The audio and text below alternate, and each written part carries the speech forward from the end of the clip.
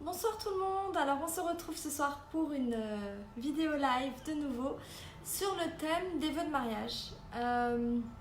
Donc c'est un sujet qui revient de temps en temps, histoire de déjà vous refaire découvrir le sujet, répondre aux nouvelles questions, enfin surtout aux questions des nouveaux membres. Et du coup je vais commencer à vous raconter ce que j'ai préparé sur le sujet des vœux. Et si vous avez des questions, n'hésitez pas à les poser en commentaire. Je vois les questions arriver, j'y réponds en live.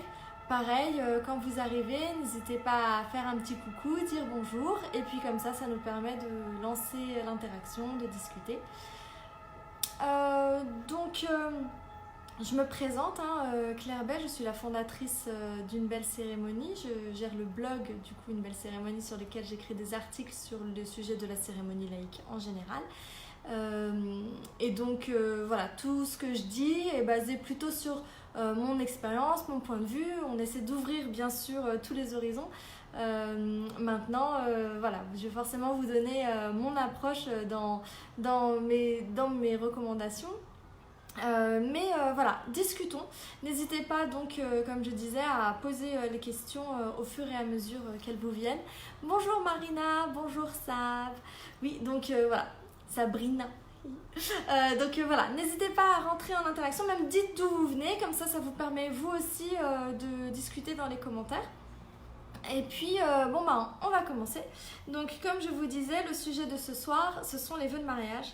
Et les vœux de mariage, ça a toujours été mon sujet préféré de la cérémonie laïque. C'est un des premiers sujets sur lesquels je me suis penchée. Bonjour Justine.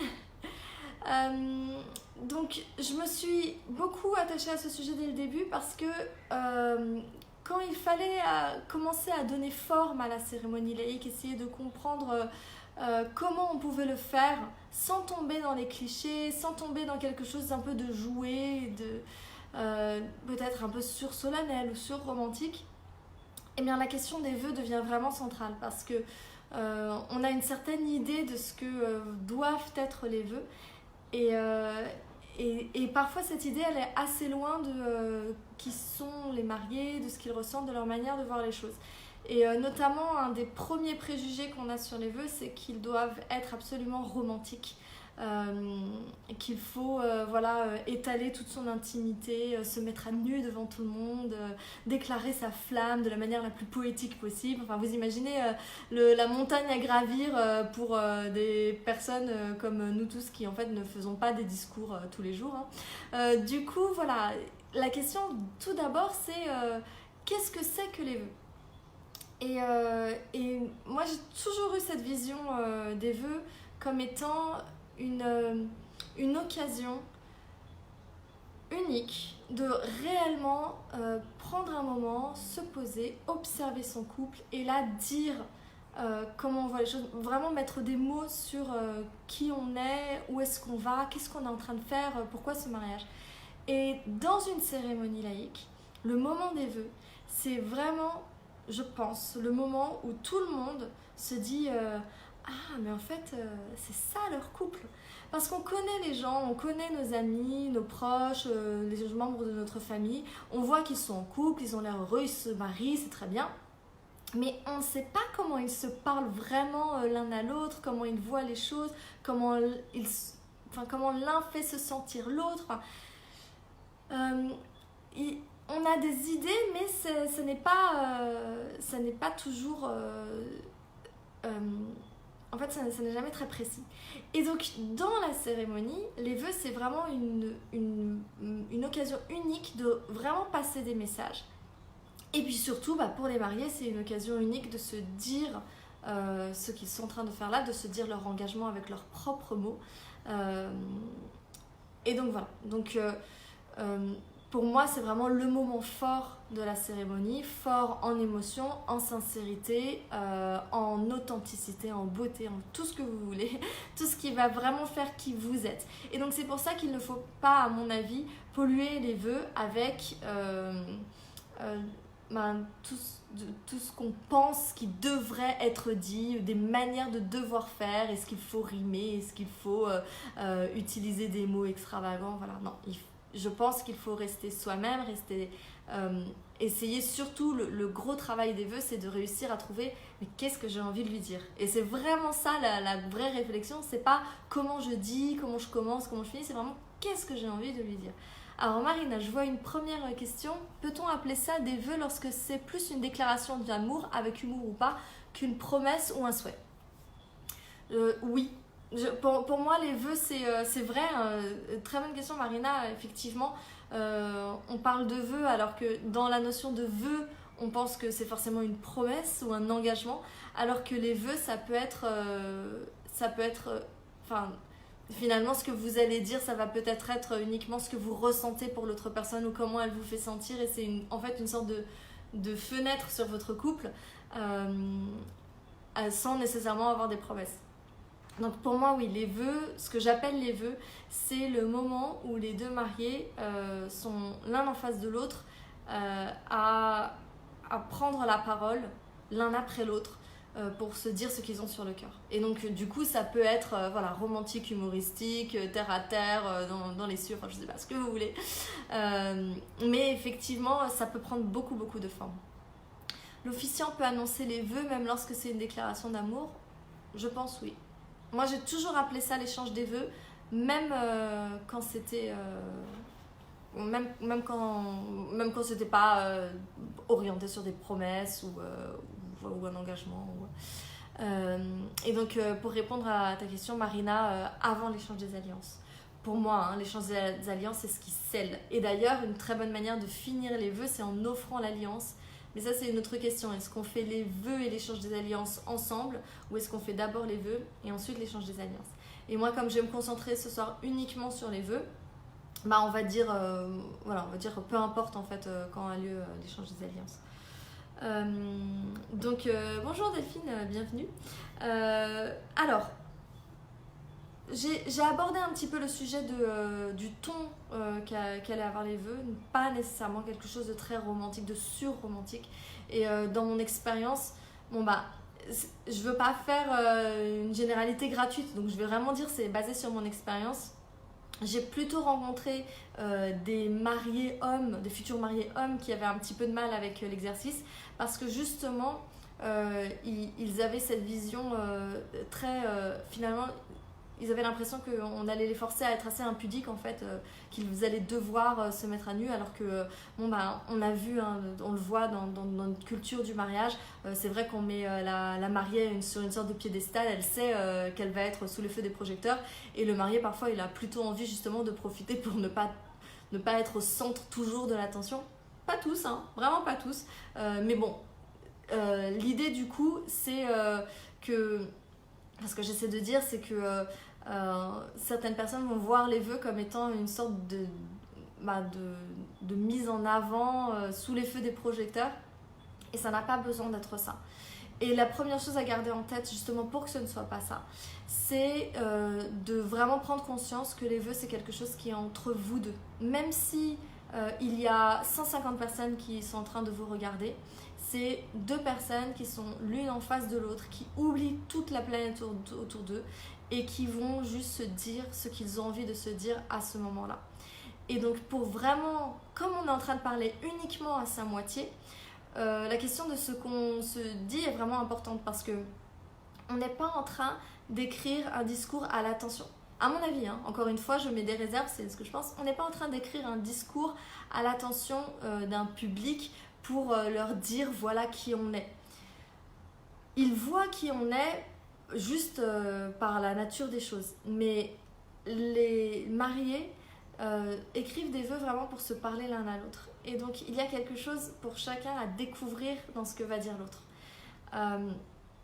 Et donc, les différents sujets qui peuvent être abordés dans les vœux, on a parlé tout à l'heure des promesses, on a parlé de la déclaration d'amour.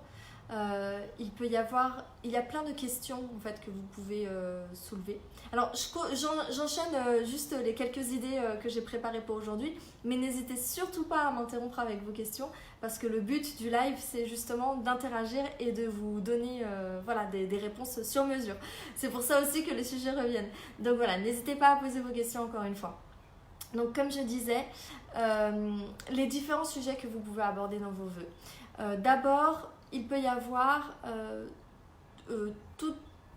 une description de qui tu es. Voilà. Je te vois comme étant. Et donc on peut donner les qualités de la personne. Ce que j'ai dit, c'était pas un début de phrase. Hein. Je te vois comme étant, c'est pas le format des vœux. Mais bon, on peut dire à la personne, voilà, comment elle est, ses qualités, ses traits de caractère, ce qui nous plaît, pas ce qui nous plaît pas, parce que en général, bon, on s'abstient de dire ce qui nous plaît pas à ce moment-là. Mais par contre, quand on accepte une personne entière, c'est avec tous ces traits, et parfois c'est pas mal de les lister de manière très honnête, pas forcément les uns après les autres, mais de dire vraiment à quelqu'un bonsoir Angélique, désolée je me coupe moi-même, mais la vidéo sera redisponible une fois qu'elle est terminée, on peut la revoir, voilà, elle sera sur la page Une belle cérémonie. Donc voilà, comme je disais, n'hésitez pas, j'interagis avec vous. Donc voilà, dire, ça c'est un aspect, une approche. Dire de la personne ce qu'on ressent pour elle, comment elle est, ce qu'on apprécie dans ses traits, quelles sont ses qualités. Donc ça c'est un angle qui peut être abordé. Un autre angle, c'est qui nous sommes ensemble. Parce que je suis une personne, tu es une personne, mais à nous deux, on devient quelque chose de plus fort, de plus solide, de plus grand, avec un meilleur objectif. Enfin, plein de choses qui font qui donnent vraiment du sens à ce que vous êtes en train de faire et qui expliquent qui est votre couple. Et donc dire, voilà, avec toi je suis comme ça, avec toi je me sens comme ça, avec toi j'arrive à faire ça, ça vous aide, ça permet c'est des idées à développer en fait. Voilà. Ça vous permet d'aller trouver, de creuser, d'aller trouver des choses que vous pouvez vous dire l'un à l'autre. Donc, qui est cette personne, qui vous êtes ensemble, comment elle vous fait vous ressentir. Et puis, donc le sujet dont on a parlé au tout début, ce sont les promesses et les engagements. Puisque oui, ces promesses ont une place dans les vœux, elles ne sont pas obligatoires. Il y a des personnes qui décident de ne pas faire de promesses. Des personnes qui sont très réalistes et qui se disent une promesse que je fais aujourd'hui, le problème c'est que comme on est le jour du mariage, c'est une promesse pour toute la vie, mais je sais que dans 3 ans, cette promesse elle sera obsolète, on aura largement dépassé ça et j'aurai besoin d'en faire de nouvelles. Donc est-ce que j'ai vraiment envie de graver des promesses dans le marbre? Alors une promesse du coup qui passe très bien, c'est la promesse de toujours faire les efforts, de toujours être à l'écoute. Bon, ça c'est des choses... toujours travailler sur le couple. Bon, après on veut pas non plus rendre le sujet forcément trop lourd. Du coup, il y a l'idée de faire des promesses sérieuses et puis des promesses un peu plus humoristiques. Donc certaines promesses qui vont être justement sur l'engagement et puis certaines promesses qui vont être plutôt sur le ton de l'humour. Je te promets toujours, je sais pas moi, me lever avant toi. Non, ça c'est pas une vraie promesse humoristique, mais je te promets de toujours te suivre dans tes séances de shopping. Enfin, quelque chose de très personnel, voilà, qui vous ressemble à vous. Donc, les promesses, parler de votre couple, parler de l'autre personne. Il y a plein de petits sujets comme ça qui sont, on va dire, les contenus des vœux. Quelle que soit la forme que vos vœux vont prendre après, quelle que soit la manière dont vous allez commencer, développer, finir, tout l'enveloppement de vos vœux, le cœur de tout ça, c'est ce que vous allez dire à votre moitié. Et c'est là qu'il y a vraiment une première phase où on oublie complètement la mise en forme de ces vœux et on cherche réellement l'inspiration. Donc pour répondre à ta question, oui, la vidéo sera disponible après, vous pourrez la revoir sur la page Facebook. Donc ensuite, je vous ai parlé pas mal de trouver de l'inspiration. La question c'est aussi comment écrire vos vœux. Et pour ça, voilà, moi j'ai ce que je pense être une méthode qui marche pas mal. D'ailleurs, je vous recommande évidemment d'aller jeter un coup d'œil au guide des vœux de mariage, le cahier d'exercice pour écrire ses vœux de mariage qui est sur le blog Une belle cérémonie, puisque c'est un cahier dans lequel vous avez les exercices pour trouver l'inspiration, les exemples, la structure, etc. Donc Donc je vous le recommande, mais ce que je vous dis aujourd'hui, c'est le cœur de ce qu'il y a dans ce livre. C'est le résumé, la structure un petit peu. Du coup, comment vous y prendre pour écrire vos vœux? Comme je vous disais, d'abord, il faut passer par la phase de poser les idées et les inspirations avant même de réfléchir à la forme que vous allez donner. Et surtout, garder les choses les plus vraies possibles. Et ne perdez pas du temps précieux de ces quelques minutes pendant lesquelles vous allez vous dire vos vœux pour vous raconter votre histoire. Parce que vous la connaissez, votre histoire. Nous nous sommes rencontrés en telle année, puis nous avons emménagé ensemble, puis nous avons... finalement, vous pouvez aller dans quelque chose de beaucoup plus profond et beaucoup plus personnel que ça. Et si vous tenez vraiment à ce que l'histoire de votre couple fasse partie de la cérémonie, vous pouvez aussi demander à votre officiant de la raconter ou laisser un proche la raconter dans une de ses interventions. Mais vous, dans vos vœux, restez plutôt sur le sujet de votre couple et de votre engagement et de ce que vous êtes en train de faire ce jour-là. Donc, vous avez besoin d'avoir le plus d'idées possible, de gribouiller le plus d'idées de manière très brute, de manière très vraie, dans votre langage parlé habituel. Même quand on écrit, on se dit ah oui mais là c'est pas bien écrit, mais ça c'est un piège, c'est un frein à l'inspiration en fait. Donc n'ayez pas peur d'écrire comme vous parlez et d'écrire comme vous textotez, d'écrire voilà, de manière très très naturelle. Comme ça, vous ne laissez surtout pas la forme venir entraver votre inspiration ou venir former votre message en fait. Ce n'est pas la forme qui va guider votre message. Donc, pensez au contenu, à ce que vous avez envie de dire, cherchez de l'inspiration. N'hésitez pas à vous baser sur les exercices que je donne dans le livre pour trouver le plus d'idées possible. Et une fois que vous avez toutes ces idées en vrac sur papier, là, vous décidez de ce dont vous allez parler. Et vous n'allez peut-être pas tout dire le jour de votre mariage, parce que vous ne voulez pas partir dans un énorme monologue de 5 minutes. Et oui, 5 minutes, c'est très très très long.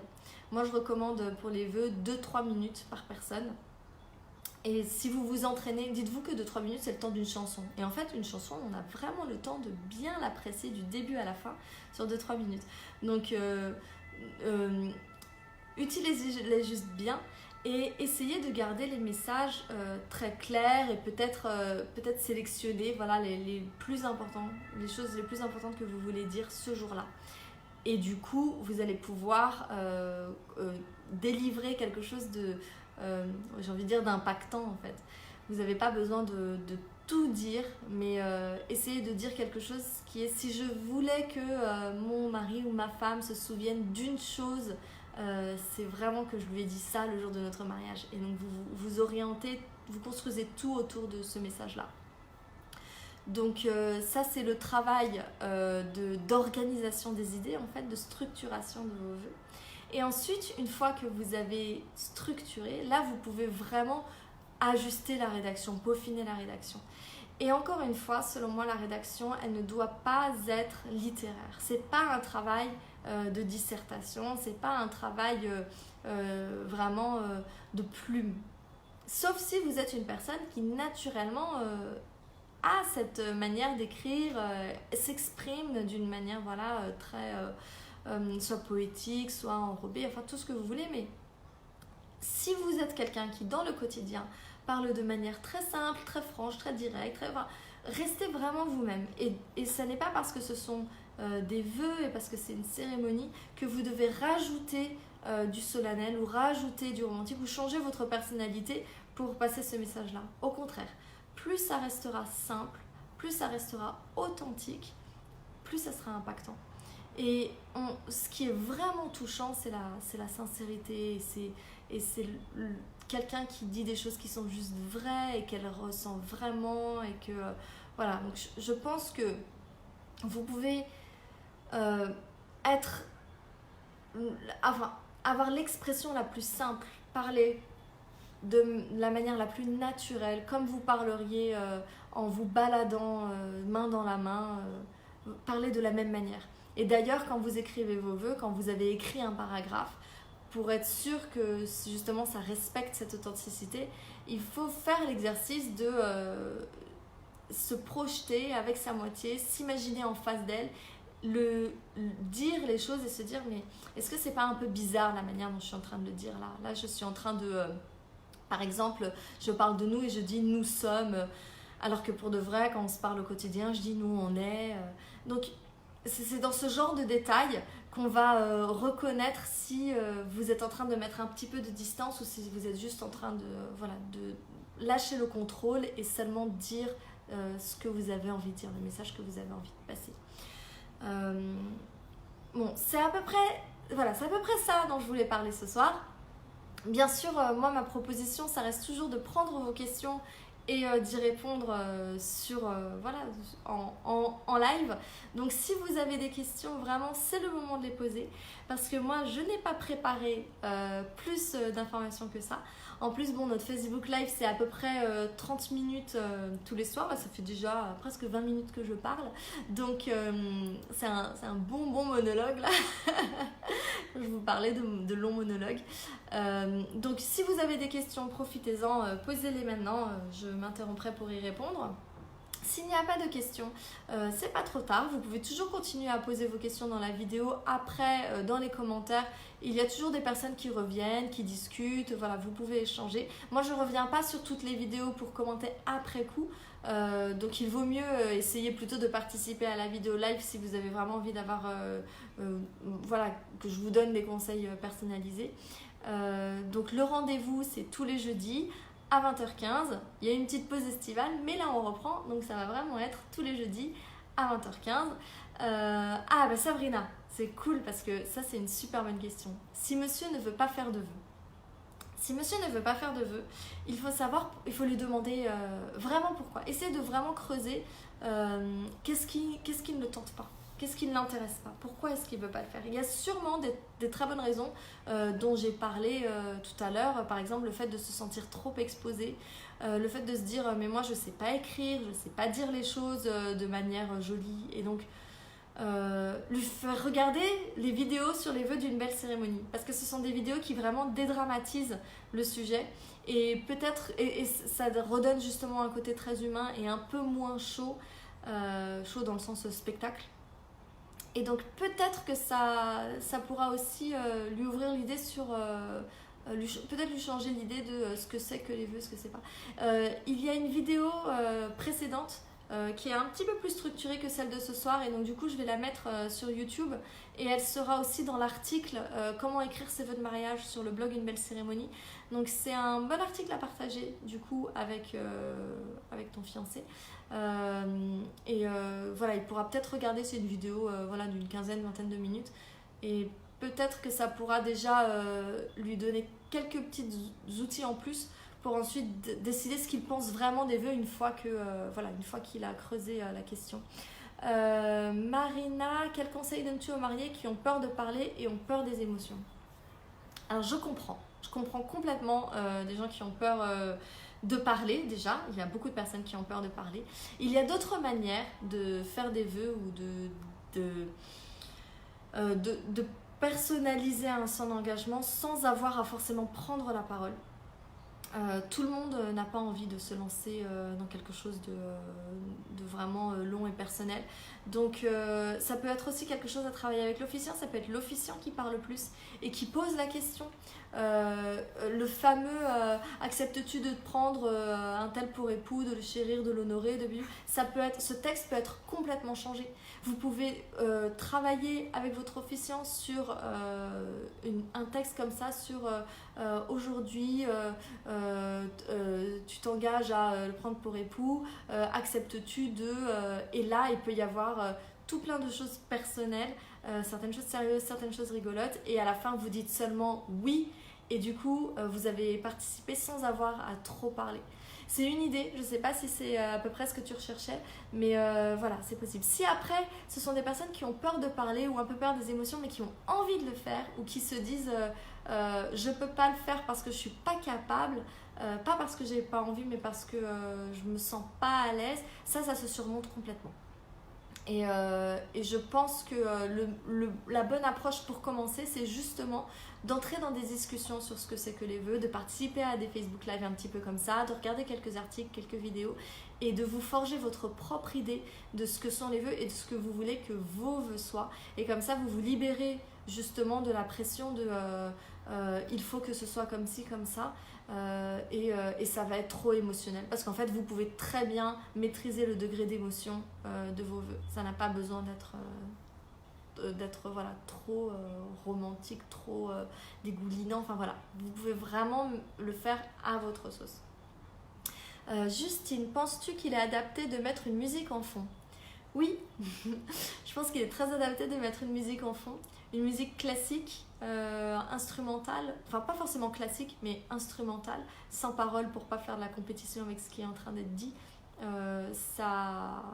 Ça crée encore plus la bulle, je trouve. Mais alors pour le coup, faut pas avoir peur de l'émotion, parce que à entendre une musique pendant qu'on dit ses vœux, justement là, on est en plein dans l'émotif, hein, donc voilà, c'est hyper joli. Dans l'article sur les musiques de la cérémonie laïque, qui est aussi sur le blog Une belle cérémonie, il y a des suggestions pour des musiques pendant les vœux, si je me souviens bien. Mais en tout cas, je trouve que c'est une bonne idée. Ah, mais bravo Justine, mais voilà, félicitations, un bon point pour Justine et son fiancé qui regardent cette vidéo à deux et qui peuvent débattre et qui peuvent dire s'ils sont d'accord ou pas d'accord. Elle est trop nulle, elle est géniale. Voilà, en fait. En tout cas, c'est ce qu'il faut. Enfin, moi, je trouve que ce genre de choses, c'est vraiment bien de venir à deux et de vous dire, voilà, nous, on prend ce qu'on veut, on jette ce qu'on veut pas, et puis et ça vous donne des petites, voilà, des éléments pour discuter entre vous et créer la cérémonie qui vous ressemble le plus. Voilà, et c'est tout le but, hein. C'est tout le but d'une belle cérémonie. C'est vous aider à faire une cérémonie qui vous ressemble. On sort des classiques, on sort des clichés, on ne cherche pas des trames toutes faites et on essaie de faire quelque chose vraiment de très personnel. Et donc sur ces mots, moi je pense qu'on est arrivé au bout des questions. Si c'est le cas, comme je vous disais, on se donne rendez-vous jeudi prochain à 20h15. Je propose un sujet la veille ou le jour même, quand il n'y a pas eu de demande de sujet dans la semaine. S'il y a des sujets qui vous intéressent et vous avez vraiment envie qu'on en discute, vous avez des questions, n'hésitez pas à dire « moi j'aimerais bien que le prochain live soit sur ce sujet-là ». Le meilleur endroit pour proposer des sujets, discuter des sujets, c'est le groupe « Je fais une cérémonie laïque ». C'est dans ce groupe que je dis voilà, de quoi vous avez envie de parler, qui participe ce soir. Donc les lives, je peux pas les faire dans le groupe, en fait, je les fais sur la page, mais pour de vrai, c'est vraiment une manière de donner, d'augmenter encore l'interaction du groupe. Alors Justine, j'ai peur de ne pas réussir à aller au bout de ce que je prépare. Est-ce que l'officiant peut prendre un peu le relais, le temps de respirer? Alors, juste que je comprenne bien, tu as peur de ne pas réussir à aller au bout de tes vœux? C'est-à-dire que tu penses que tu vas commencer tes vœux et à un moment tu vas avoir besoin de reprendre, te recomposer et puis continuer. Est-ce que c'est ça? Parce que si c'est ça, moi je trouve que ne laisse pas l'officiant t'interrompre, ne lui donne pas le relais en fait. Vraiment, oui, d'être trop ému, c'est ça. Prends ton temps, autorise-toi à être ému, autorise-toi à t'arrêter, à respirer, à faire un câlin à ton chéri, à regarder les gens, leur sourire, enfin c'est un moment tellement humain finalement et tellement vrai que les émotions peuvent être embrassées quand on est en train d'échanger ses vœux. Et je pense que justement on a cette vision peut-être un petit peu trop hollywoodienne de ces moments forts du mariage où les choses se passent comme ça de manière continue, parfaite, et donc du coup il faut vraiment que ce soit bien orchestré pour pas rater, alors qu'en fait la vie est faite de choses beaucoup plus naturelles. Là j'ai besoin de... Attendez, je prends juste une seconde et puis je continue. Et en fait, on peut dire ça parce que c'est pas filmé, il n'y a pas de prise. Donc, et puis en fait, c'est des moments aussi qui vous permettent de reconnecter avec les gens. Et ce qui va vous aider à justement surmonter les émotions et les embrasser et passer à travers les émotions, c'est de les partager avec les gens. Et si vous êtes ému, dites-le. Si vous avez un peu de mal à respirer, j'ai besoin de me reprendre et re-regarder les gens et recréer du contact avec votre mari, avec l'officiant, voilà. Et tout le monde est là pour adorer ce que vous faites. Et en fait, c'est ça qui est génial dans une cérémonie, c'est que toutes les personnes présentes sont hyper bienveillantes et ont juste envie d'adorer ce qui se passe. Et donc du coup, il n'y a aucune pression, il n'y a pas de ratage possible.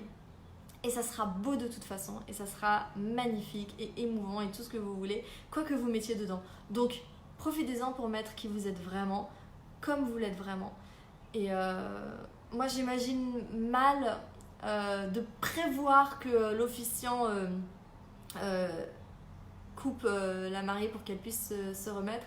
Surtout que vous pouvez être surprise, hein. Peut-être que le jour J, Justine, tu vas te sentir tout d'un coup hyper confiante, puis tu vas dire les choses et tu vas dire ah mais c'était tellement facile en fait de dire tout ça. Voilà. En tout cas, je te le souhaite. D'ailleurs, j'en profite pour dire voilà, mon petit conseil juste avant la cérémonie. Si vous pouvez vous prendre quelques secondes pour ne pas vous jeter dans la cérémonie sans avoir vraiment respiré un bon coup et vous êtes dit j'ai envie de profiter de cette cérémonie. Ça y est, j'ai fait tout ça pour là garder un bon souvenir de ce qui va se passer maintenant et à partir de là, voilà, vous en profitez complètement. Donc j'avais dit que je finissais sur ce que j'avais dit avant, mais finalement je finis sur ça. Je vous dis donc à jeudi prochain. Bonne soirée, merci beaucoup d'avoir participé et n'hésitez pas donc à dire quel sujet vous aimeriez qu'on aborde la semaine prochaine. Je vois que le soleil commence à se coucher de plus en plus tôt, je prévoirai une meilleure lumière pour la semaine prochaine. Voilà, je vous souhaite une très bonne soirée et à très bientôt. Merci Justine, merci Sabrina, bonne soirée. Au revoir.